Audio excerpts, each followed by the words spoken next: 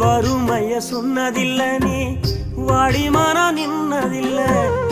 எதையுமே தனக்குன்னு நீ இதுவரை என்னதில்லை